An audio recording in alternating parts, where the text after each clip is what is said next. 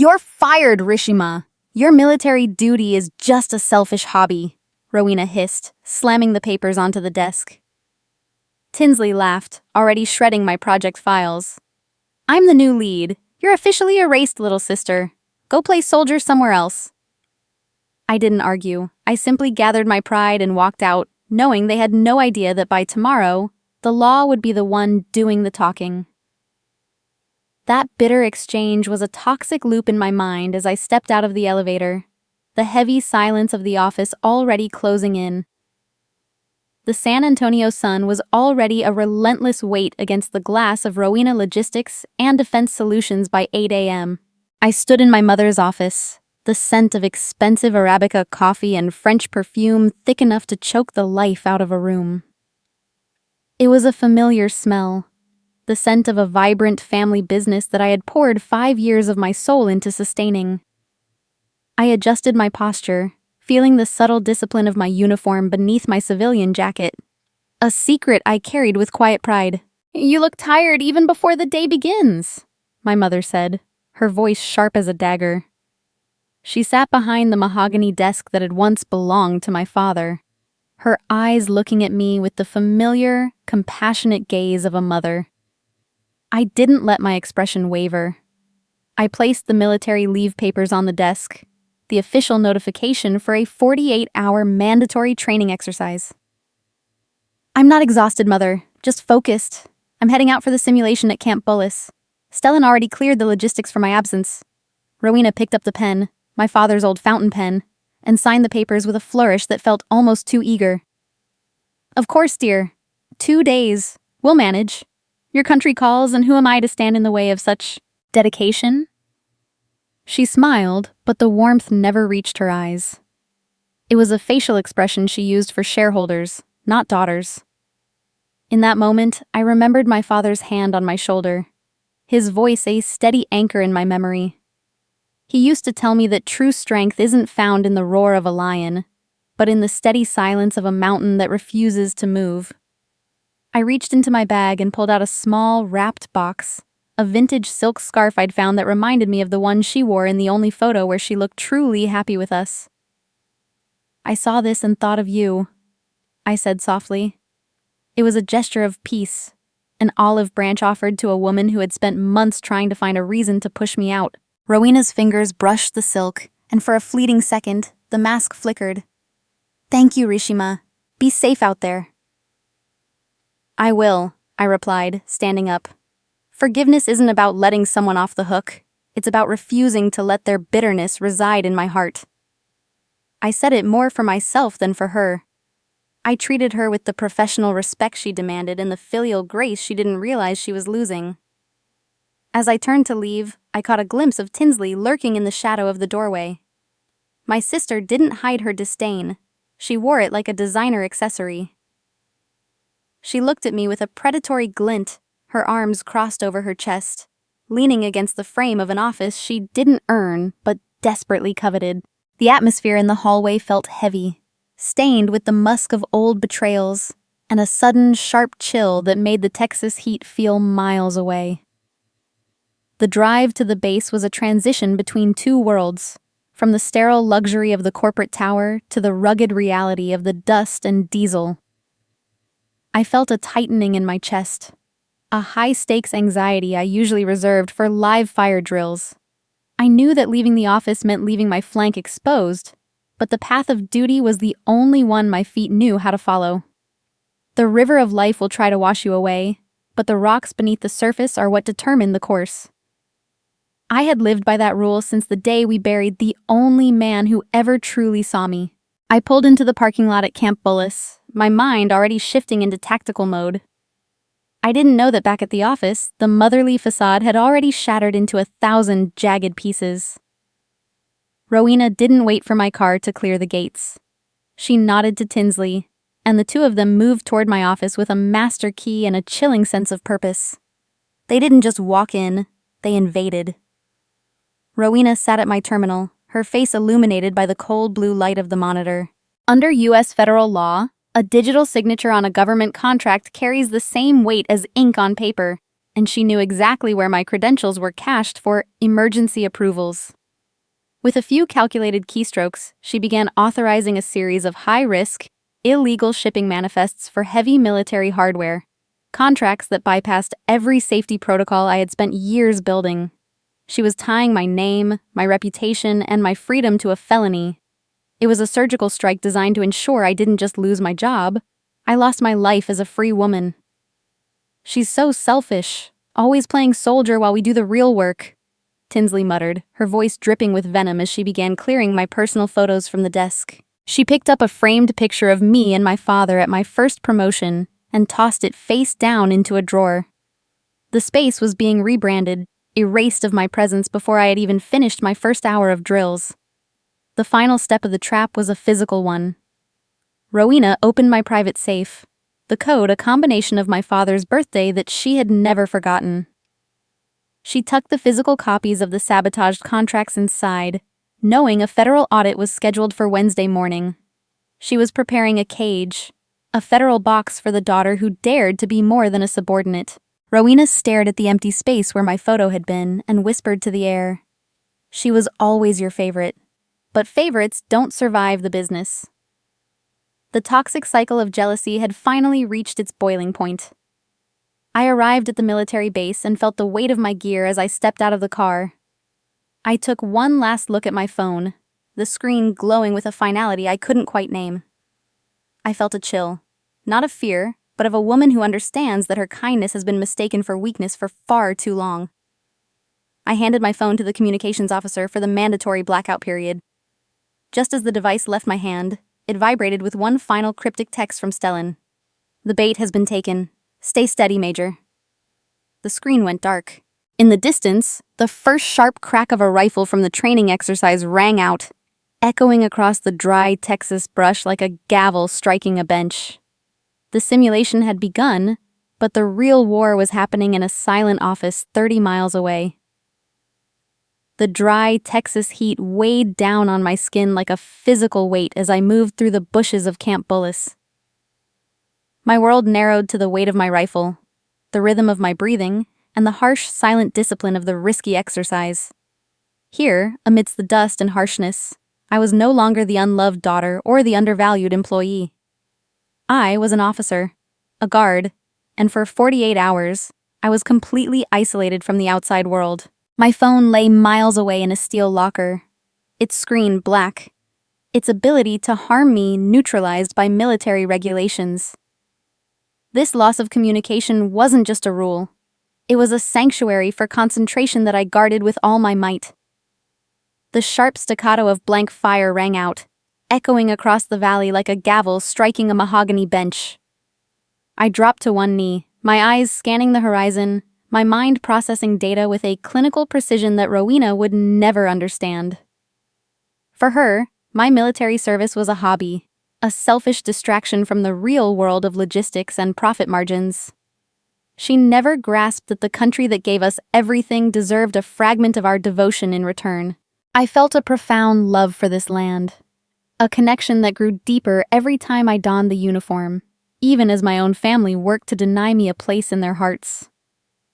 In the middle of the chaos, I noticed a younger soldier, a private named Miller, struggling with his heavy pack, his movements becoming erratic with fatigue. I signaled for a brief pause in the movement, sliding toward him with a quiet, steady presence. I didn't shout. I simply placed a hand on his shoulder and helped him redistribute the weight. I recalled my father's low, gravelly voice from years ago, telling me that true character is what you do when the world isn't watching and when you have nothing to gain. I gave the kid a small nod, a silent promise that we wouldn't leave him behind, before returning to my position. Looking at the vast, uncaring sky, I understood that this was my sacred duty, a commitment that required every ounce of my integrity. I wasn't just training for a mission, I was training my soul to withstand the silence of a life that was about to be stripped bare. I didn't know that while I was helping a comrade in the mud, my mother was in a high-rise office 30 miles away, preparing to turn my very honor into a weapon of mass destruction. The contrast between the honest noise of the battlefield and the terrifying, sterile silence of the betrayal waiting for me was a chasm I was about to fall into. Back in the sterile, air-conditioned boardroom of Rowena Logistics, the lighting was cold and blue, reflecting off the glass surfaces like a predator's eye. Rowena sat at the head of the table, her face illuminated by the glow of her laptop, her fingers hovering over the send button as if it were a trigger. She wasn't just firing an employee, she was executing a reputation. Beside her, Tinsley leaned in, her eyes hungry for the fallout, already scrolling through a digital catalog of high-end furniture to replace the outdated pieces in my office. Rowena took a shallow breath and clicked the button, launching a company-wide emergency notification that reached every partner, stakeholder, and local press outlet. Attached to the email was a forged psychological evaluation, a document carefully crafted to depict me as mentally unstable and prone to combat-related PTSD. In the United States, this was a surgical legal move, a calculated attempt to trigger a fitness for duty clause that would allow her to bypass the board and terminate my contract immediately. She was weaponizing my patriotism, turning my service into a narrative of violence and instability. Tinsley watched the notifications pile up on her own phone with a smirk that felt like a physical slap across my face. "She'll never be able to work in this industry again," Tinsley whispered, her voice full of a dark, misplaced triumph. They weren't just protecting the family business. They were erasing me from it, ensuring that my name was synonymous with failure and danger. It was a lie that traveled halfway around the world while the truth was still putting on its boots. Yet I had to believe that the truth had better endurance. While the servers hummed with the digital destruction of my life, I was standing in a dusty clearing, wiping sweat from my brow. I didn't have my phone, but I felt a sudden, sharp pang of intuition, a cold shiver that had nothing to do with the Texas wind. I didn't know about the emails or the forged medical records, but I found myself whispering a quiet prayer for my mother. I hoped she would find a sense of peace before the consequences of her actions finally caught up with her, because I knew that darkness cannot drive out darkness. Only light can do that. The depth of the toxicity in my family was a wound that went deeper than I had ever dared to admit to myself. Rowena wasn't just protecting her power. She was trying to destroy the only person who reminded her of the husband she had tried so hard to forget. My suitcase at home was likely already on the curb, and my desk was probably being scrubbed of my scent. But the one thing she couldn't erase was the woman my father had raised. I had been excluded from their dinner tables and their future plans, but I hadn't yet realized that I had been completely erased from their history. The simulation finally ended as the sun began to dip toward the horizon, casting long skeletal shadows across the camp. I walked back toward the locker area, my body aching but my mind clear, ready to retrieve my device and check in before the final debriefing. I didn't know that my inbox was currently a graveyard of my professional life, or that the entire city was talking about the tragedy of the Peterson daughter's mental breakdown. I was still floating in a bubble of military discipline, a state of being that was about to be shattered by a single tablet screen. As I approached the command tent, my commanding officer, Colonel Vance, stepped out to meet me. His face set in a grim, tight line. He was holding a government-issued tablet, his eyes avoiding mine for a heartbeat before he focused with a terrifying intensity. "Major Rishima," he said, his voice dropping to a low rumble that made the hair on the back of my neck stand up. "We have an emergency communication from your company and a priority notification from the Federal Bureau of Investigation." The silence that followed his words was louder than any gunshot I'd heard all day. I took the tablet from his hand, the cold, alien feel of the metal against my calloused palm. I didn't need to read the first line to know that the world I'd left behind 48 hours earlier had vanished. The colonel's shadowy figure appeared before me, a dark silhouette striking against the setting sun, as I looked down at my name, publicly executed. The terrible shock of the situation completely overwhelmed me. It seemed as if the air had been sucked from my lungs. I felt the overwhelming weight of loneliness. The wind howling across the San Antonio brush felt like a physical mourning, a cold, dry whistle that matched the hollow space in my chest.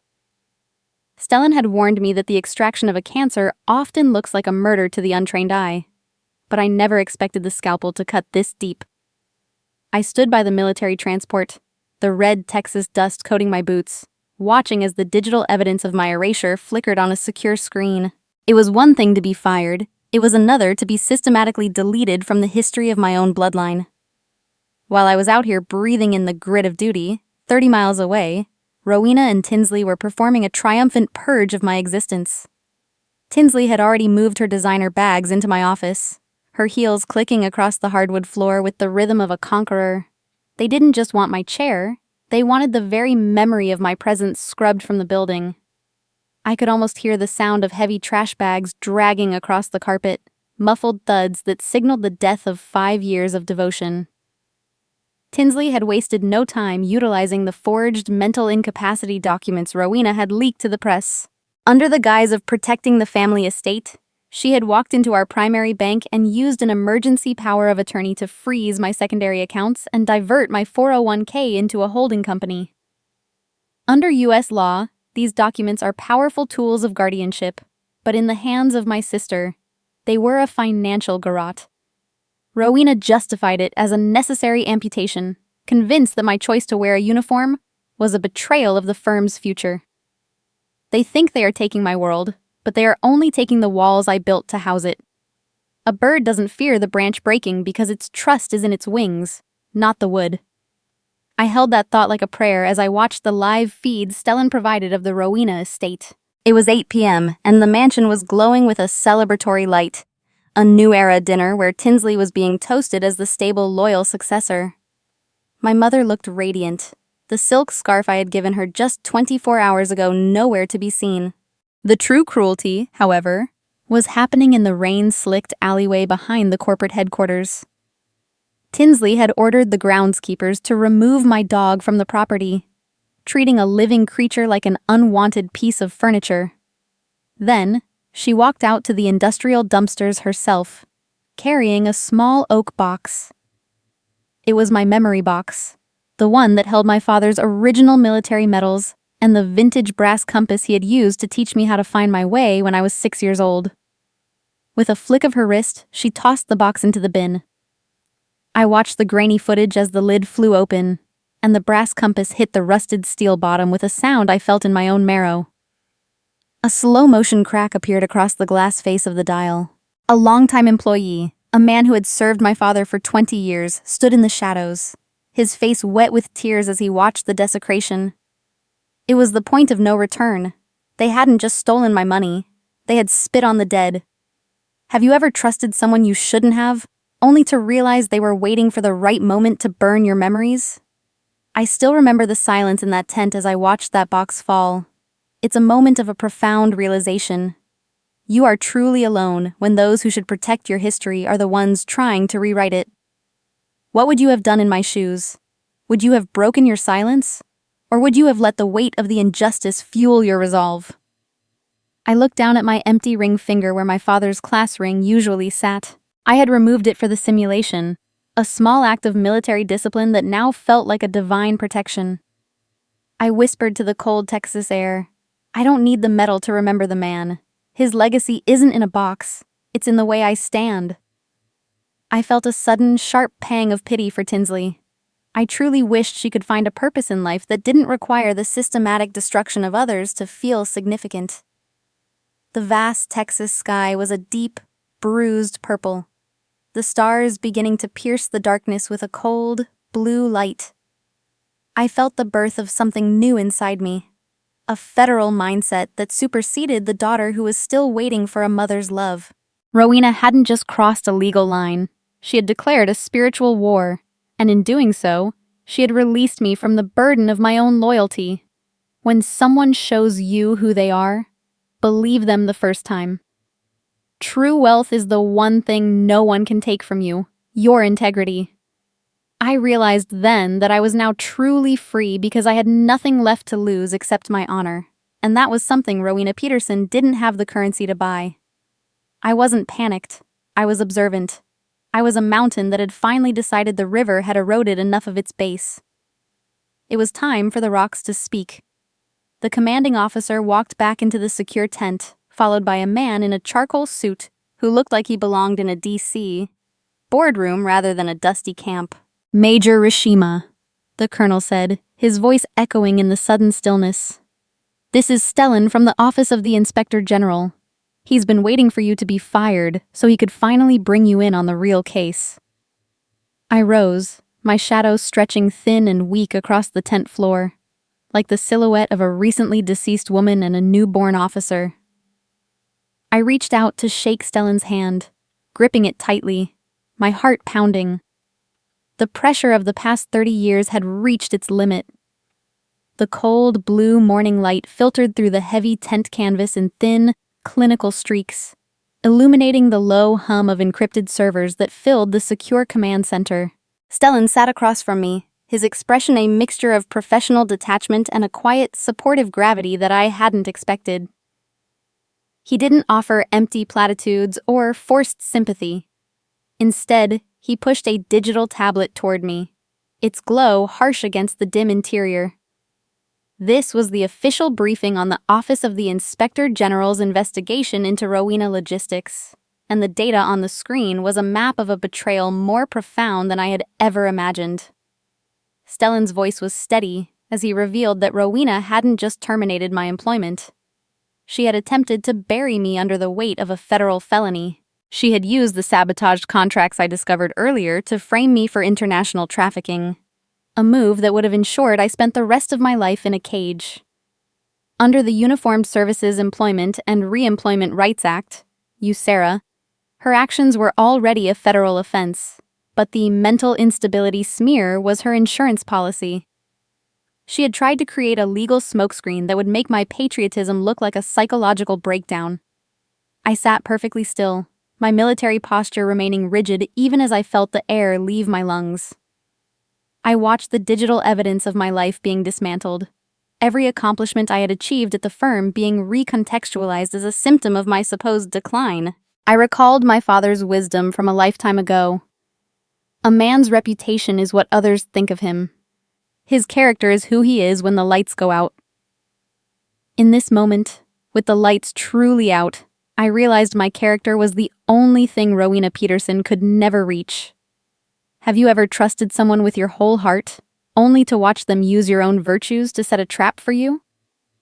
We all pretend to be strong until the right pain finds us, and seeing my mother's handwriting on those forged reports hit harder than any physical blow. I want you to look at the people around you and ask, would you have stayed silent? Or would you have fought back when the person who gave you life tried to take away your freedom? Stellan leaned forward, his eyes searching mine as he activated a slow-motion playback of security footage from the Rowena estate. I watched in a numb trance as my mother stood by a fire pit, methodically burning my childhood photos, her face a mask of cold indifference. Then the camera shifted to the corporate office alleyway, showing Tinsley dragging a heavy bag toward the industrial dumpsters. She pulled out a small, grimy package, my father's old oak memory box, and tossed it into the bin with a flick of her wrist. The sound of the brass compass hitting the steel bottom was a hollow thud that echoed in my marrow. Stellan reached into a bag beneath the table and pushed a small, mud-stained bundle toward me. It was the compass.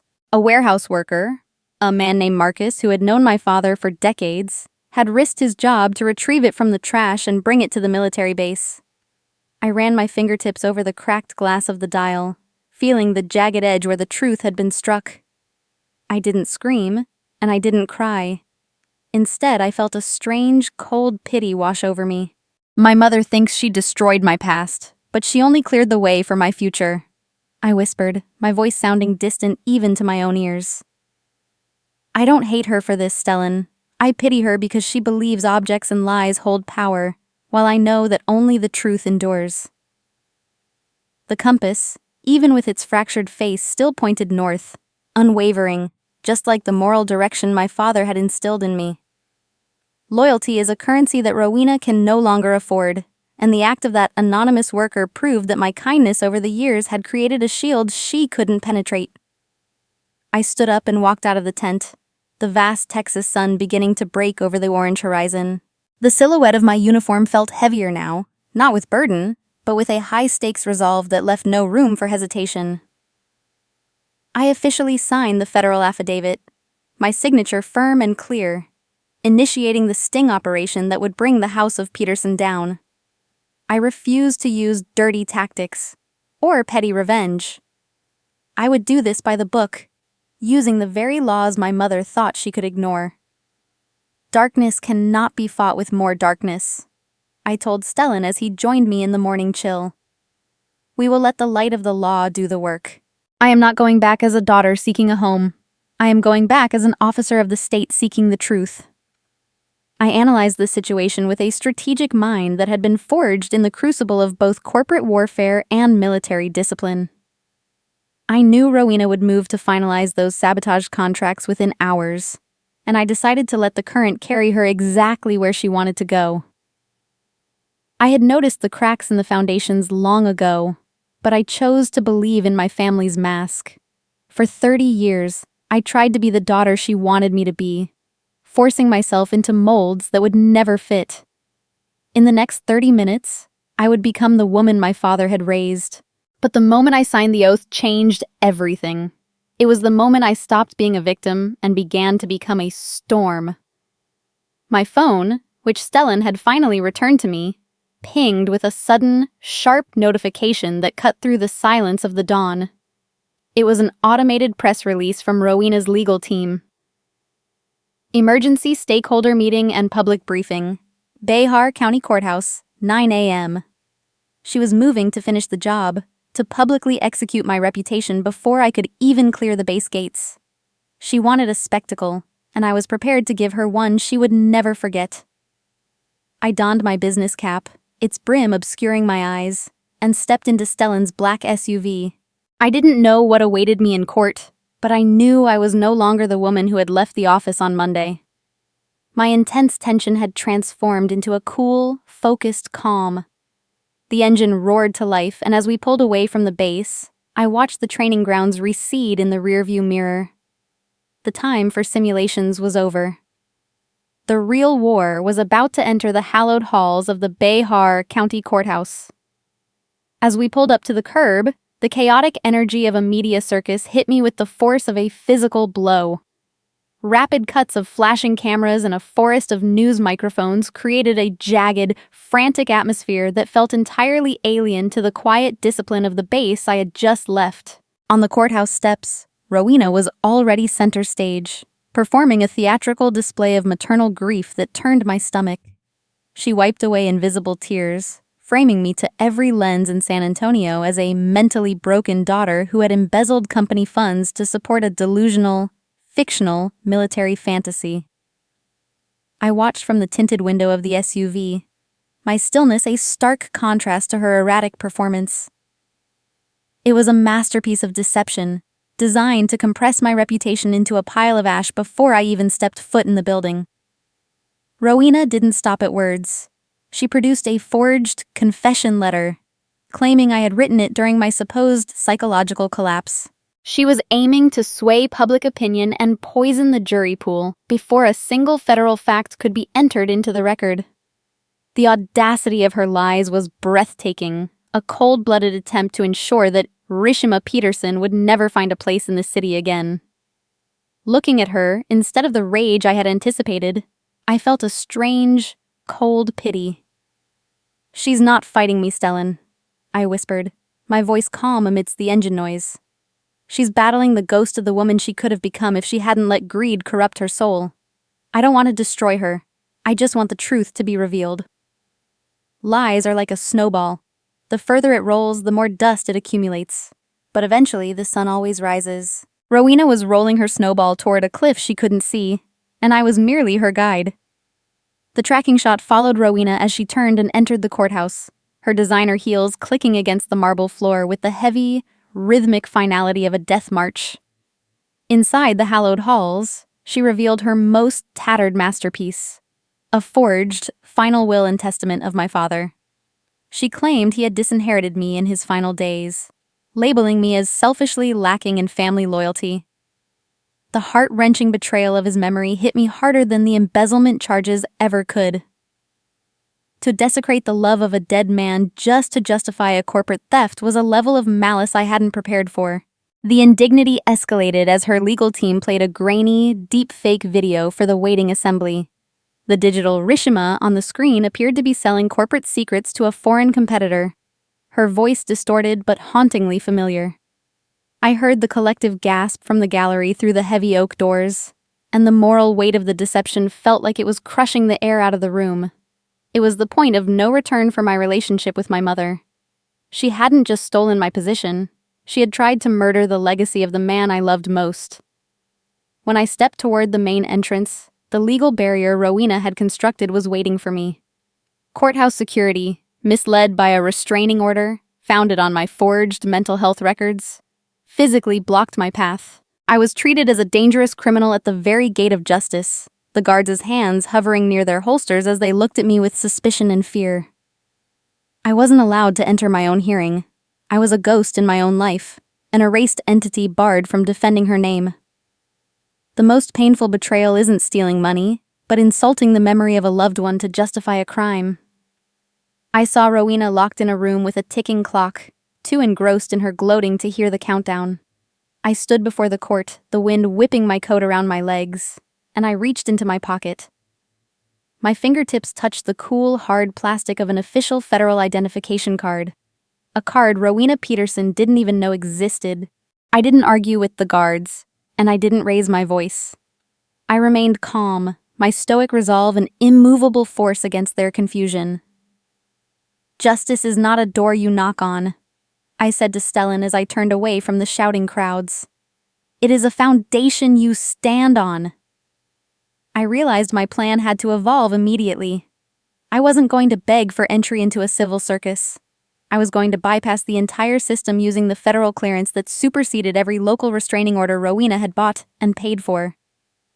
I instructed Stellan to activate the OIG protocol, shifting the case from a petty family dispute into a federal security investigation with a single encrypted command. "They've turned my father's love into a weapon," I noted, my eyes fixed on the restricted federal annex. "They think they've locked the door, but they've only trapped themselves inside with the evidence." My mother had invited the cameras to witness my execution, and I sincerely hoped she had saved enough film for her own confession. I turned my back on the media circus and headed toward the heavy steel doors of the restricted wing. I swiped my card, and for a heartbeat, the world hung in the balance. Then the light turned a solid, unwavering green. The heavy doors hissed open, revealing a sterile white corridor that smelled of ozone and authority. I didn't look back at the shouting on the steps. I stepped into the light of the federal wing, leaving the Peterson name and its legacy of lies in the dust. The heavy steel doors hissed shut behind me, sealing out the noise and the malice as I moved toward the final confrontation. The air inside the restricted federal annex was filtered and cold, smelling of ozone and the heavy silence of government machinery. Beyond the corridor lay Federal Courtroom Number 4, where the muffled sounds of my mother's voice filtered through the soundproofing. I stood in the small staging area, adjusting the lapels of a uniform that carried the weight of a nation's trust. This wasn't a costume. It was a shield. Behind the door, Rowena Peterson was basking in the spotlight of the media gallery, her theatrical sorrow filling every corner of the ornate chamber. She was standing at the podium, pleading for the court to ratify the forged will and my permanent termination, claiming I had fled out of cowardice and guilt. The federal judge, a man who had seen 1,000 liars in his tenure, finally tapped his gavel, interrupting the soaring rhetoric of Rowena's high-priced attorney. He didn't look at my mother, nor did he look at the piles of forged evidence Tinsley was smugly organizing. His gaze was fixed on the side entrance. The heavy steel door marked government personnel only. I took a moment to look at my father's cracked compass in the palm of my hand. The needle vibrated but held its course. "I am not doing this to destroy her, Dad," I whispered to the empty room. "I am doing this so her lies can no longer hurt the innocent." Truth doesn't need a loud voice. It just needs to exist to be heard. I realized that for years, I've been trying to shout my values to a family that deliberately ignored me. Today, I won't need to raise my voice anymore. I am the mountain, and they are the river that has finally dried up. Dignity isn't something given by others. It's the armor you put on when the world tries to take it away from you. I feel my own steady beat, a calm heartbeat signaling the end of the burden that has shaped my life. The sound of the deadbolt sliding back was like a gunshot in the sudden silence of the courtroom.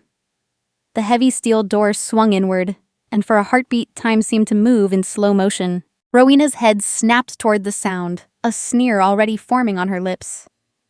"She's finally crawled back to beg for mercy," she muttered, her voice audible to the front row of the gallery. But the person who stepped through the door wasn't a broken daughter being led by guards. It was Stellan, moving with the clinical precision of a federal officer, followed by a phalanx of U.S. Marshals. The atmosphere in the room shifted instantly. The judge stood up, a protocol reserved only for the highest-ranking officials or military honors, and his movement sent a wave of breathless anticipation through the gallery. He announced that the civil proceedings were being stayed indefinitely. This was no longer a dispute between a mother and her youngest child.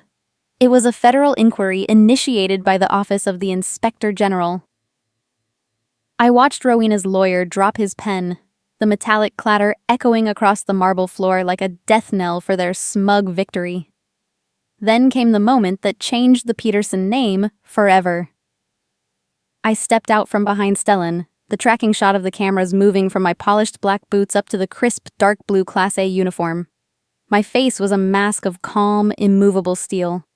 The badges on my chest, Chief Inspector, Office of the Inspector General, OIG, gleamed under the courthouse lights with a blinding intensity.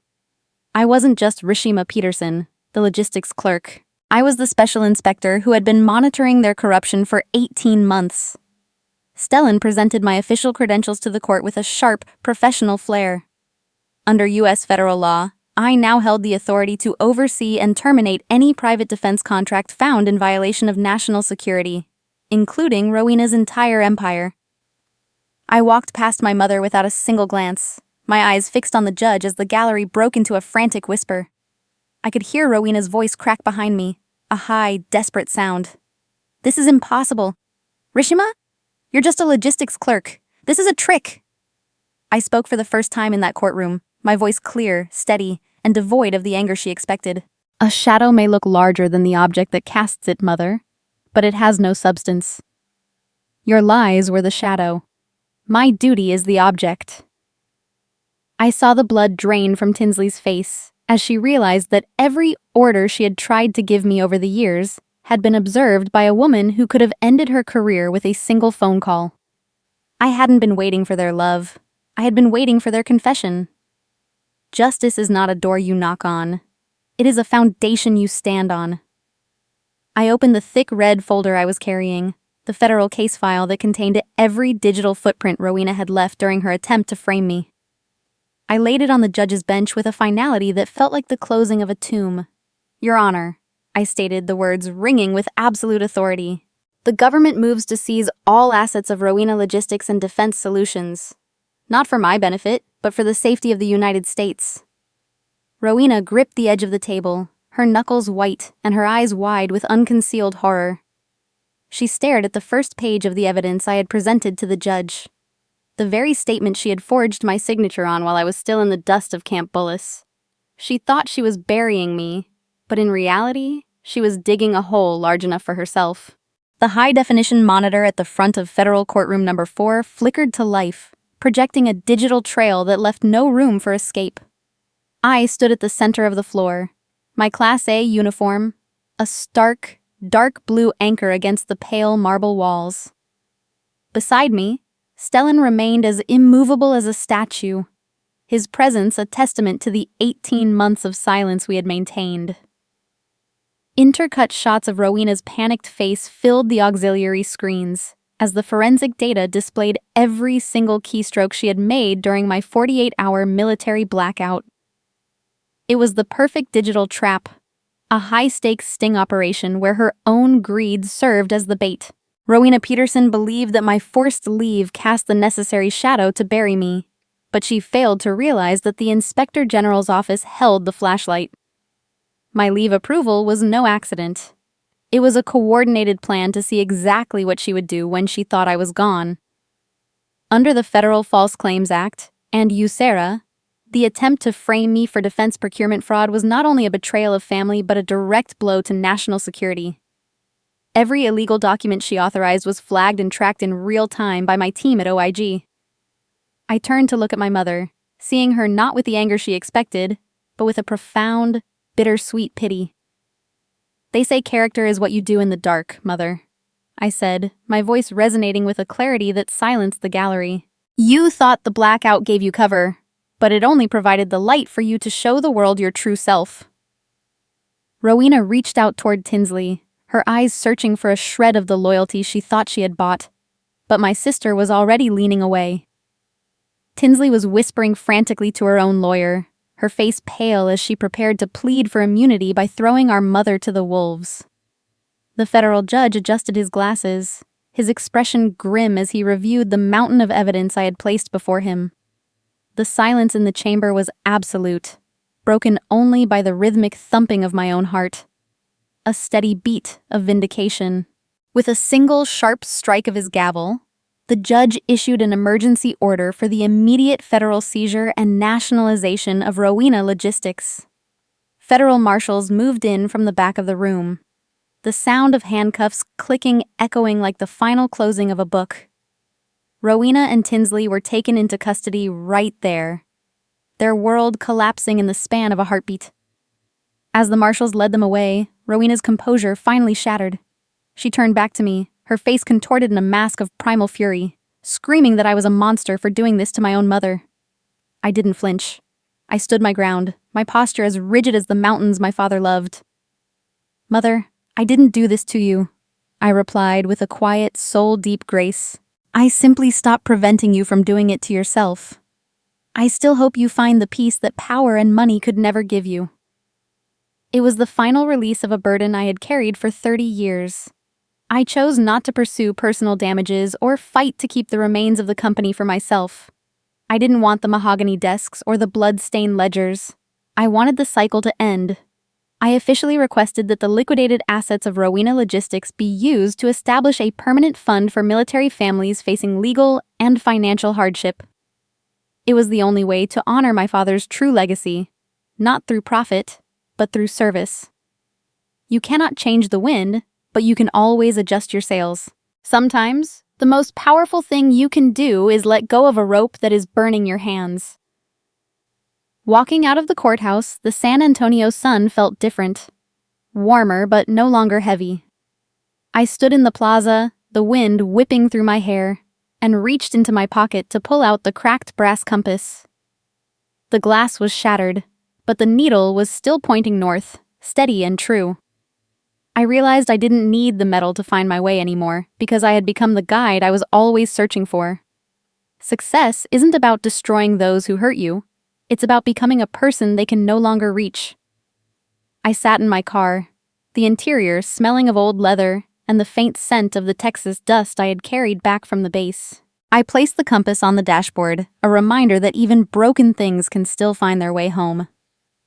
I watched the courthouse recede in the rearview mirror, the limestone walls growing smaller as I drove toward the horizon. The Peterson name, as Rowena defined it, was dead. But Rishima Peterson, the daughter who remembered the rocks beneath the river, was finally breathing.